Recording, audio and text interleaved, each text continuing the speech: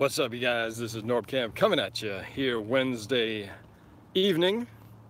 As you can see, I'm mobile again today, so not doing the phone call thing today.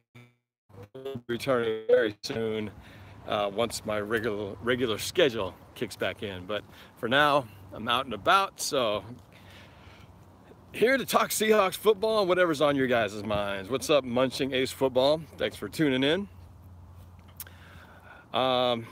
Lately in the news,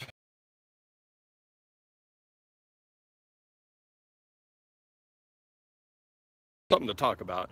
You know, OTAs have kicked into gear, and you know, as expected,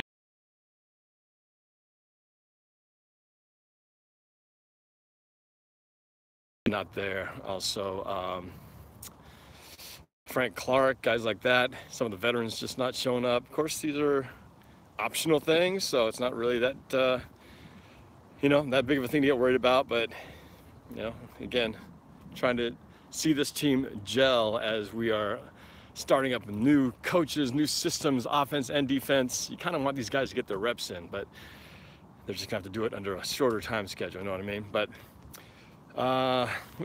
just want to talk a little bit about you know, Brandon Marshall. I had a quick video about that a couple days ago after they announced that he had signed with the Seahawks, so he is out in the practice field. See what your thoughts are about that. Kam Chancellor, I saw someone mention Kam Chancellor.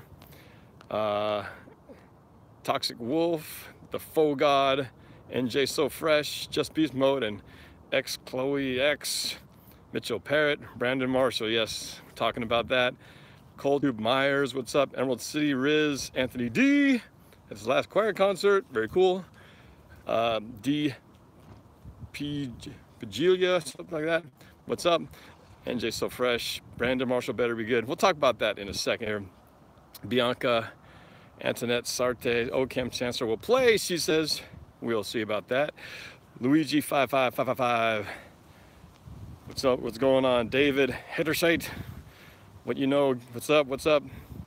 Gangrene, hey, what's up, man? And Chrysostom, Chrysostom in the house, yeah! Shout out from Gangrene. Got a chance to visit with some kindergartners today, scare them with my pretty face. It was lots of fun. David wants to know, is Chancellor going to play? RNS member, do you think we can make it to the playoffs? Lots of good questions. Mitchell Parrott, will Brandon Marshall make us better? Well, let's get right into that right now. The Brandon Marshall signing, I said it in my first reaction, and we talked about it when visit with the Seahawks a few weeks ago. And I was kind of lukewarm about it because obviously 34-year-old guy, past his prime, bouncing around a lot of teams now and kind of in that sort of twilight of his career. Obviously he's had a great career behind him, but it's what can you do now kind of question. OG Mills, Brandon is washed up, ha ha ha, go Rams. The nice thing about this, and this is why I don't mind the signing, I said it from the beginning, I said if they can get him at a good price, where it's a really low risk type of thing, we're not going to hamstring the Seahawks salary cap wise and anything like that, I'm okay with it. And what's up, RO?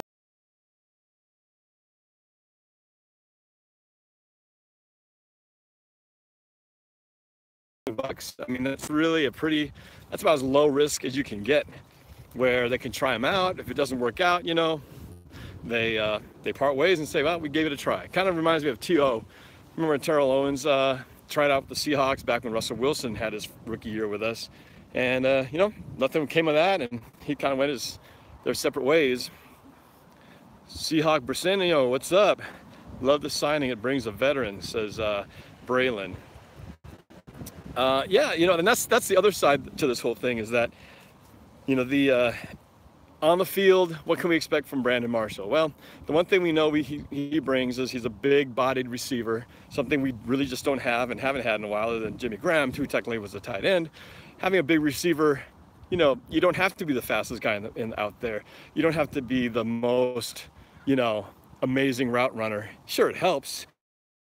Some separation, but sometimes your big body is all you need. Just do a little, you know, take a few steps, turn around, throw the ball on the back shoulder, you know, can't even defend it. So it might come in handy in the same way that Jimmy Graham could do the same thing, because he wasn't a good route runner. He wasn't fast. He was just big. Now this Brandon Marshall's not as big as Jimmy Graham, but if throwing the ball correctly. So we'll see if they can develop a chemistry and maybe get something going, give him a little spark in his later years here. So I like the sign risk. And the other part too is the locker room aspect. You know, having a veteran guy in there along with Doug Baldwin just gives this receiving core another guy they can kind of talk shop with. You know, even though Brandon Marshall may not be what he was several years ago, he still has the experience and the brains and, you know, the locker room know-how to pass on to guys who are going to be new. A lot of these second-year guys stepping in. So I like that aspect from it. Hopefully what he brings to the locker room is all positive, because we have heard in the past he's sometimes been a distraction in the locker room. Well, we don't have room for that. So I'm sure in any sign of that kind of an issue, he won't be there for long. So it's really a kind of prove-it deal. He's going to have to make good on his side of things to really bring it, because this is a very low risk situation. It's kind of like the Sherman deal with the 49ers. Very low risk deal for them. A little higher on the money aspect, but you know, basically gets paid if he does well. And in this case, I don't think they're guaranteeing anything. I don't know what the incentives are, if there's any, but that's works good enough for me. They can give him a try and see how it works out. Let's see what else you guys say here. Gangrene wants to know, why haven't I been doing my call-ins? Yeah, I know, I've been, well, it's because of this. Volleyball season, this extended volleyball season. And of course, me being the one often has to drive them to their practices, it's forced me to have to be out of the studio where I have my whole phone patch set up. So this is what I'm resorted to. But don't worry, we'll get back to it soon enough. My daughter has her, we go to Detroit Nationals, and after that technically will be the end of the club volleyball season. Things will return back to normal. So anyway, for now we do what we do and see what we can do about it. Seahawks fan 1228 wants to know what I think about the Griffin brothers. Man, I don't know how much we talked about that. It's a fantastic thing, and it's just such a rare thing to see, two brothers for one, and of course the fact that his brother Shaquem has the no hand story of being able to make it in the playoffs without having a left hand and still being able to make it in the NFL. It's pretty awesome. And you know, they're going to be talking about that like crazy during this upcoming season, and now they just got to do something with it. You know, the hype and all the stories go so far, but after a while you've got to produce, you've got to do something with it. And you know, I think he will. He just seems to be the guy who's got a chip on his shoulder, which Seahawks are great with guys like that, and already proven to have had a great rookie year. If he's anything like him, I think he'll find a place to maybe not be quite the day in day starter like Shaquille, but I think he will have a very active role in this on this team as special teams guy for sure, and then maybe a specialist on certain defensive plays. So, you know, it's all about proving what you can do, and he just seems to be the kind of guy who proves everybody wrong when they doubt him. So it's a great story, and I can't wait to see them, you know, just doing their thing, and what kind of chemistry evolves from their brotherhood. It's gonna be cool. Buck Futler is up here. Love that name. Don't say that too fast. Let's see what else I got here. Beautiful for me. I know I missed it last week. I'm still very curious about that. I did try to call in, by the way, Gangrene. I called in for a little brief time when I had a chance, and you were having a good conversation with somebody talking Jet stuff, and I had to go before you could take my call. So Gangrene says, Gangrene knows a little bit about the past of Brandon Marshall, being that he was on the Jets, the previous team, before he moved to the Giants last year. And he says he had some beef with Sheldon Richardson and even went off on Ryan Fitzpatrick in 2016. Well, like I said, he's had a documented past of being, you know, a bit of a distraction at times. And there's no guaranteeing that he's not going to be again. But again, I think given this situation, this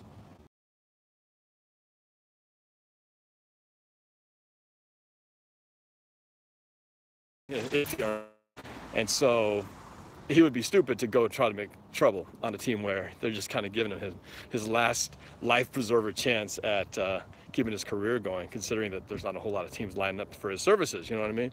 So when you kind of know that's your situation, I think you got to kind of keep things in check. We'll see if he's capable of doing that.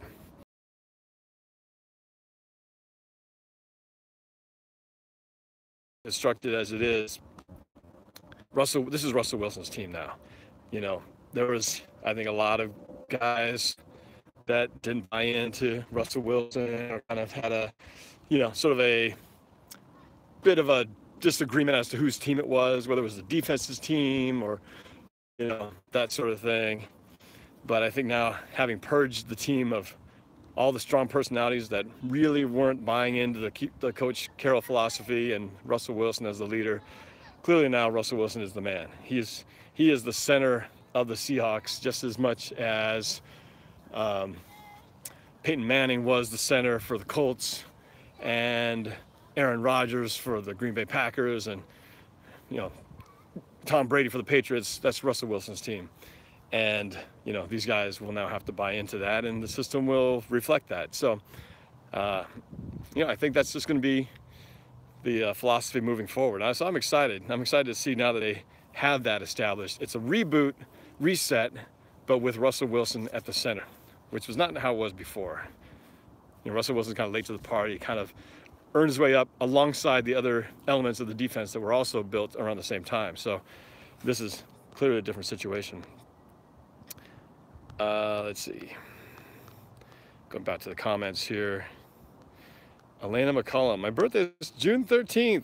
Okay, yeah, I got to do a birthday song out there for some of the folks turning birthdays. Gangry David's coming in 2 days, June 1st. Whoa, it's my anniversary, by the way. Are we back? Are we back? Okay, bad connection, bad Wi-Fi out here. All right, I think I'm back, hopefully. Maybe.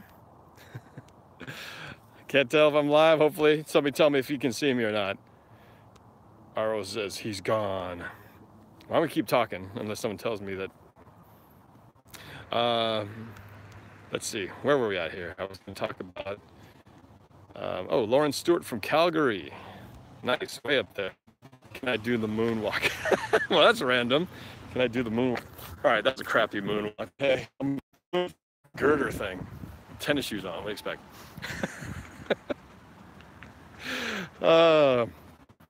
Okay. This is fun. I like all of this random stuff here. Trying to catch up with everybody since the last thing. Distraction, you mean Seattle's entire locker room for the past 4 years? Yes, our locker room was already a distraction. Plenty of distractions. So, relatively speaking, Brandon Marshall might be the only distraction at this point. Fat Cookie Velasquez, go Patriots. Woo! David, yeah, baby, Hustle Russell's the man. Toxic Wolf, you kind of look like Russell Wilson. Well, thanks. I guess I'll sort of take that as a compliment. All right, going. Gang Green David, gonna do a pre-birthday call tomorrow night. It's definitely calling. I will try. Mitchell Parrott wants to know what do I do for a living. It's funny. I was talking to a group of kindergartners today, talking about what I do for a living and sharing the joys of doing YouTube and such. But I do films for a living. I actually make movies, commercials, videos for companies around Washington and outside of Washington. So been doing it for over 22 years with my company Quantum Productions, and that's what we do. So yeah, Seahawks stuff that just sort of spun off of what I already did. I just combined my Seahawks fandom with making videos. It took me long enough to finally figure out, hey, I could do something with that. But there we go. Elena, damn, you're just spinning on me, Norb. How excited am I? Luigi 5555. How excited am I for Shaquem? Well, I think I just talked about that. It's a feel-good story. Excited to see what he can do. It's going to be a great thing. Toxic Wolf wants to know, when am I going to do the 2018 singing schedule thing? That's going to be just before the regular season. Put that in August, because I have to wait to see in preseason, camp, training camp, and all that before I make an evaluation. But off my thing I've been saying, I'm feeling a 10-6 right now at this point, unofficially. We'll see if that changes once I get a good look at these guys. Speaking of kind of the initial look, what I'm hearing, not having seen them myself personally, is that while Rashard Penny is obviously the guy that everyone's kind of looking at as a first-round draft pick, and everybody kind of thinking he's going to be the man, a lot of people saying, a lot of observers saying Chris Carson looked really good out there. And as we know, he was their leading receiver last year and got injured. But that guy, apparently he's been tearing it up in camp so far. And so he might be giving Rashard Penny a run for his money. So don't write out Chris Carson quite yet, because he's got a lot to prove, and apparently he's looking pretty good in this offseason so far. So I like it. I like the competition at running back. What else we got? I need a birthday gift card to Marshall's in Lakewood. I'm not sure I can help you out there. Brickaholic, go Falcons. Andre Pohl, go Pats. Man, we got a lot of other teams, viewers in here. What's up with that? Gangrene David, you gotta help me out. I'll do what I can. Gavin T, go Hawks, but he's got a Baltimore Ravens icon. I don't quite understand that. Slick Beats, what's your prediction of the Seahawks record? I think I just answered that question. Perkaholic, you can see the preseason on the internet. Yes.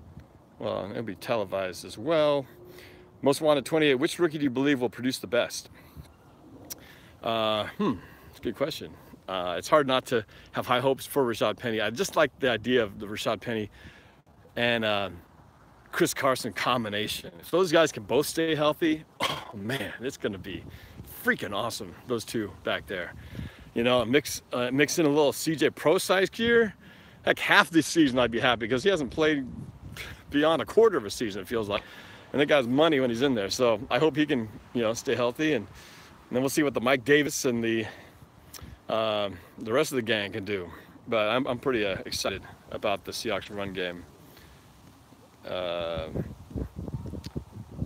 Carson versus Penny versus Davis, who will win? Sam wants to know. Well, I kind of broke that down. I do think Carson and Penny, it's going to be pretty awesome duo. But they got to keep a third back there. That's the competition, I think.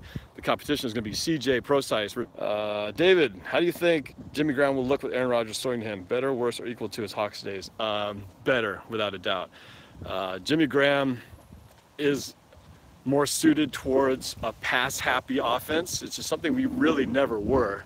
That's just not our identity. But you take the Saints, you take the Packers, those are teams that have traditionally been very strong pass-first type of offenses. And I think Aaron Rodgers was going to be very happy to throw the ball constantly to that guy. So I expect to see a lot of Aaron Rodgers to Jimmy Graham touchdowns, and maybe they'll actually pass him the ball to somewhere outside of the red zone and see productivity, and we'll all be going, how come they didn't do that when Jimmy Graham was here? I don't get it.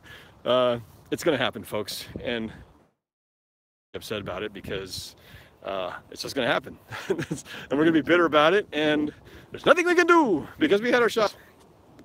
Toxic Wolf wants us to go 12-4 this season. Yeah, I'd like to go 12-4 this year.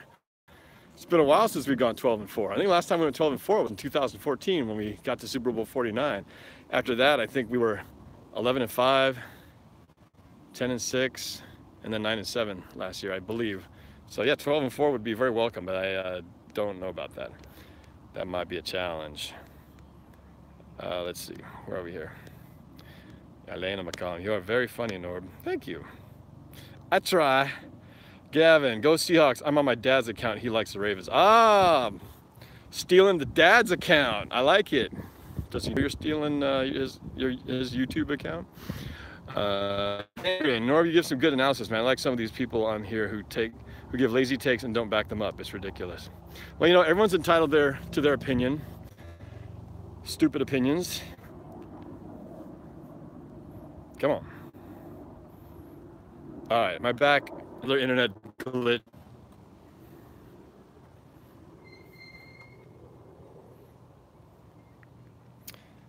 All right, sorry about that, guys. Internet just sucks out here because I have no idea. The internet glitched out on me. Oh, you guys are coming back. Must be okay. Oh, like preseason for Hawks is Colts, Chargers, Vikings, and Raiders. Somebody must have asked about that. Elena says, I love your personality. So chill. That's right, baby. Let's chill. David says, true that. Good point. Will our O-line show progress this year and support our running backs? Well, once again, we've got new coach, new offensive coordinator, cable system. Maybe just wasn't quite working with these guys. And I can do it just like anyone else can do it, like Ian Rappaport or John Clayton. Why not me? Why not you? That's what I say. Why not us? Why not me? Or whatever he says. I just feel optimistic. I feel like everyone's so high on the Rams. Everyone's so high on his good looks in the 49ers. I still think Seattle's got something brewing that everyone's going to forget about. Let's just prove they weren't writing us off. Yes, I look forward to that opportunity for sure. David Cherian, what's up? Toxic Wolf, if they're lucky, they will make it 13-3. Man, you guys are really high on it. RO, man, I miss the studio, even though it has so much green and blue. That O-line is cancer.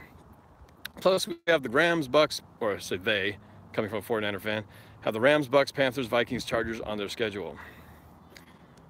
Oh wait, no, we have the Bucks. I'm just reading a stream of consciousness right here. People act like Jimmy G will be the next Joe Montana. Yeah, I know. They're already putting room in the trophy case for that next for that next Lombardi Trophy. They got room for number 6. They've been talking about the number 5 they've had for all these years. Now they got the number 6. Bleacher Report called the Seahawks an overrated team. I'm a Niners fan, but that is just wrong. Overrated.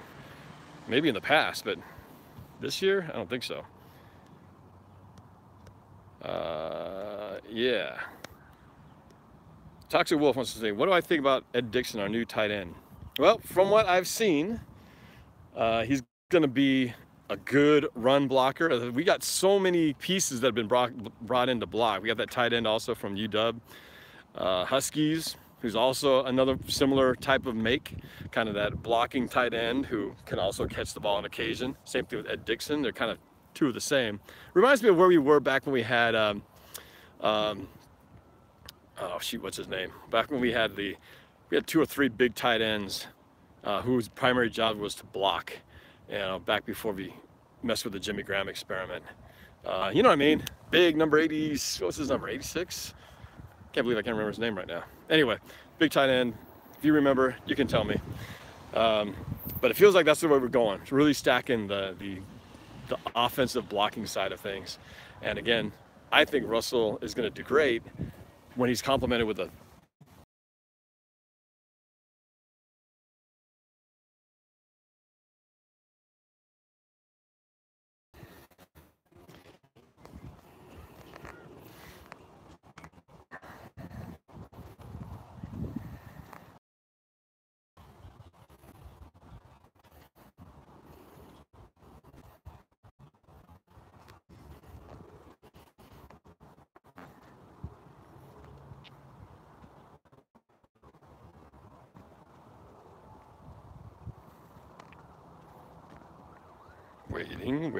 waiting. Come on.